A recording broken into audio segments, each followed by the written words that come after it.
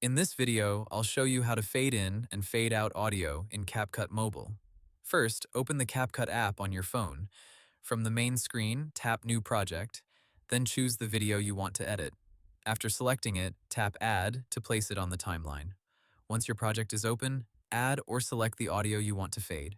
If you already have music or sound on the timeline, tap the audio clip to select it. If you still need to add music, tap Audio, choose a song or sound effect, and add it to your project. After selecting the audio clip, look at the bottom toolbar and find the Fade option.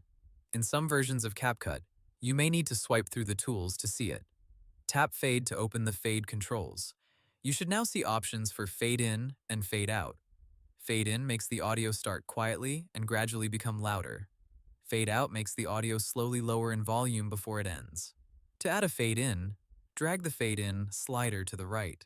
The longer the duration, the slower and smoother the audio will rise. For example, a 1 or 2 second fade in usually works well for music at the start of a video. To add a fade out, drag the fade out slider to the right. This is useful when you want music to end smoothly instead of stopping suddenly. A 2 or 3 second fade out often sounds natural for background music.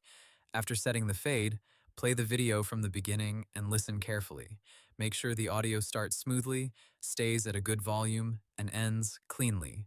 If the fade feels too slow, reduce the duration. If it feels too sudden, make the fade longer. When everything sounds good, tap Export in the top right corner. Choose your preferred video quality, then save the finished video to your device. Hope the tutorial was helpful. Subscribe to my channel and see you in the next video.